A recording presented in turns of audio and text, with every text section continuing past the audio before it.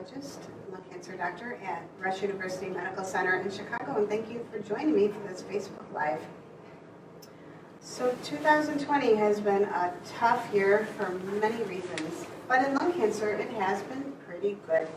We've had 8 new FDA-approved drugs or combinations, and we've learned that people with lung cancer are living longer, and that is really fabulous news. So why are people living longer with lung cancer? I think there are 2 reasons. One is that we have CT screening now for lung cancer, and we know that lung cancers that are caught early do better.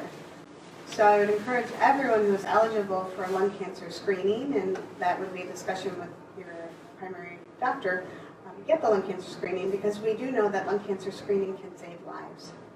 The other reason I think people are living longer are that we have more effective therapies.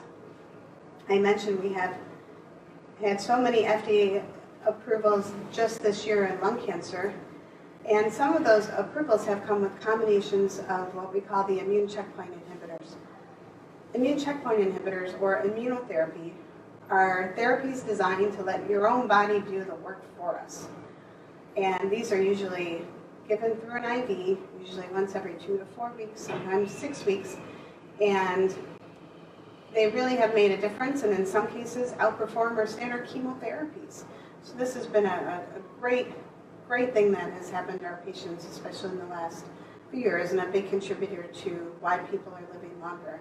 And how these immunotherapy works is that when lung cancer is growing, or any cancer, when cancer is growing, one of the tricks it learns is how to hide from the immune system. So these medications are able to release the brakes on the immune system by silencing the proteins that the cancer cells are making. I mentioned that we had other FDA-approved drugs this year, and some of those have been approved for what we call driver mutations. And in some patients with lung cancer, non-small cell lung cancer in particular, we are able to find gene changes in the cancers in themselves that are driving the growth of the patient's cancer.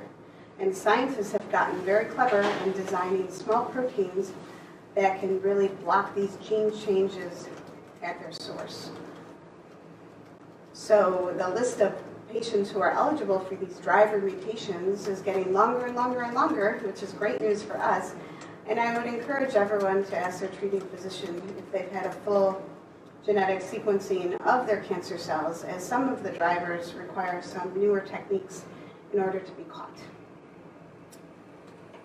But all of this progress, I would say, is mostly and greatly due, if not all due, to cancer patients participating in clinical trials. And we are lucky that there are so many different drugs in development now. We have clinical trials for all stages of lung cancer. And I encourage patients to consider participating. Even at Rush, we have 2 different trials for patients who we think their lung cancer can be taken out surgically, both add immunotherapies, like I talked about, to chemotherapy and radiation. And we have trials for locally advanced patients and for patients for whom we're trying to turn their cancer into chronic manageable conditions. So I think clinical trials can be a great option for people, and we are indebted to all of the patients that have participated in them already. If you read a consent form for a clinical trial, it can be overwhelming, learning about all of the different potential side effects that can happen, and I think it is brave to participate in clinical trials. How to find a clinical trial? I wish we had a clear-cut answer for that, and some patients find clinical trials by being super Google investigators, going on cancer.gov. Some patients find clinical trials by asking their local treating physician. Unfortunately, there's not a great place that we can go to where it's easy to find the right clinical trial for you. They're all listed in various places, but it takes some detective work, so please don't just get discouraged. And the final thing I wanted to mention about clinical trials is that clinical trials are designed with patient safety in mind, and the design team of clinical trials are worried about things happening to patients who decide to participate. So sometimes the criteria to be able to enter a clinical trial is so strict, it's difficult to find patients that actually fit and are eligible. And I wouldn't tell people to get discouraged or feel like you're just not feeling well enough for a clinical trial, or that something in your lab test has made you ineligible, because these trials are designed with the utmost safety. And my mentor, Dr. Bonomi, has been spending quite a bit of time working with the FDA and organizations like Longevity to try to encourage clinical trial design to really incorporate our real-world patients and improve clinical trial access. The third thing I wanted to talk about is hasn't been the best news in recent weeks, which is the COVID-19 pandemic surge. I know our institution and all of our healthcare facilities are doing their best to make it a safe place for cancer patients to come and get treatment. And we have seen very little patients or staff that have contracted COVID-19 within the cancer center. It is a community contraction problem. And unfortunately, the numbers in Illinois and in many parts of the country are still on the rise. So I would encourage everyone to please, be safe, and with the holidays coming, be safe and follow the CDC guidelines for the holidays. Have we learned anything about lung cancer and COVID-19? Well, we have learned some. Rush was happy to participate in an international effort that studied lung cancer patients who also had COVID-19. And we learned a few things. One is that lung cancer patients do have a little bit bigger problem recuperating from COVID-19 than other patients may. We've also learned that these immunotherapies I talked about probably are not that detrimental in the sense of risk of having problems from COVID-19.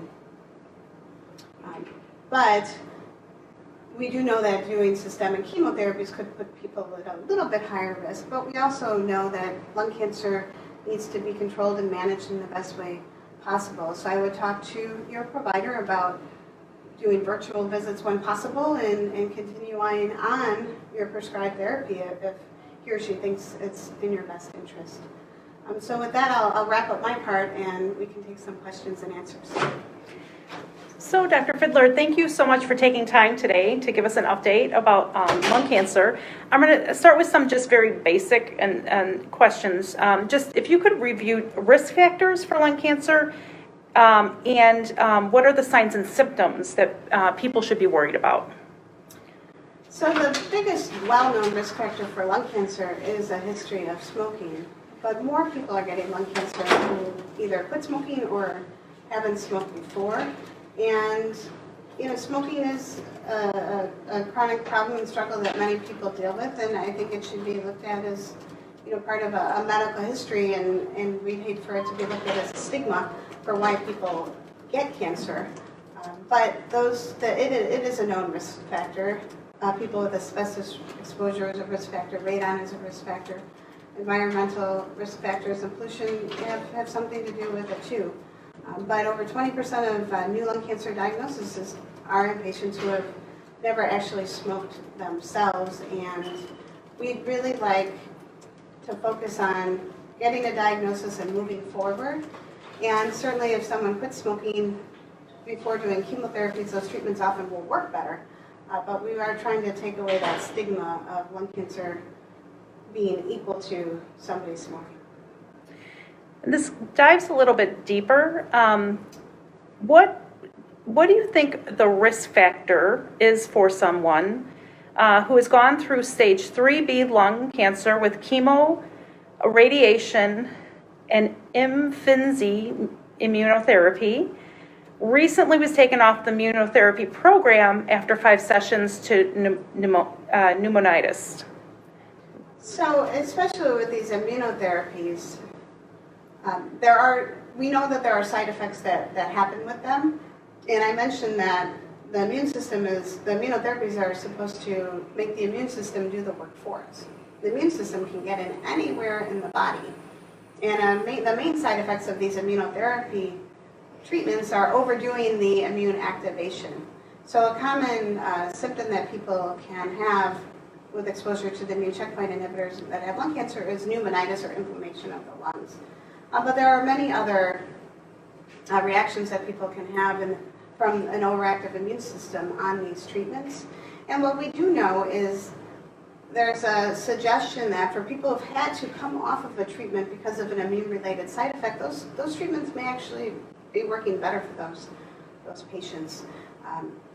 So we typically do not try to restart, and if you look back to the trial that added Imfinzi or durvalumab after chemotherapy and radiation, most of the patients on that trial did not get through the whole 12 months of therapy for one reason or another, and we still found that it was an effective treatment.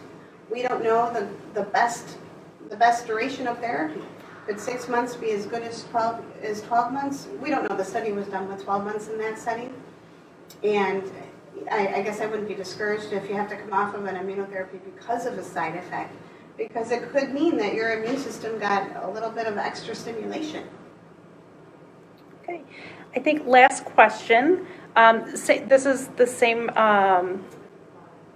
participant who wrote in, finished the lung cancer treatment, so chemoradiation, and had a recent PET scan that showed a 1 millimeter spot. Unsure if that's scar tissue inflammation or the cancer. I think the question is, would a biopsy be warranted for that size of a spot being shown? You know, these radiology reports are often in such detail, and you read the whole thing, and it could be a perfect scan, and you may walk away feeling more anxious than you did before you got the test. But just, I think I could clarify by explaining how a PET CT works. And a PET CT is a study that uses sugar that has a tracer attached to it.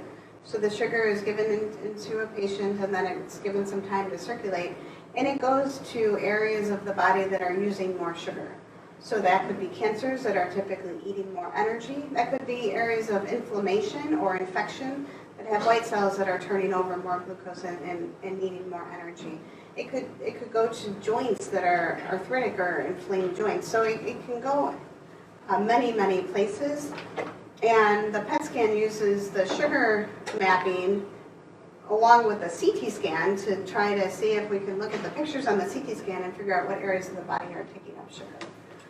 For most areas of cancer, you need probably close to about 1 centimeter for the PET sugar uptake to even be noticeable.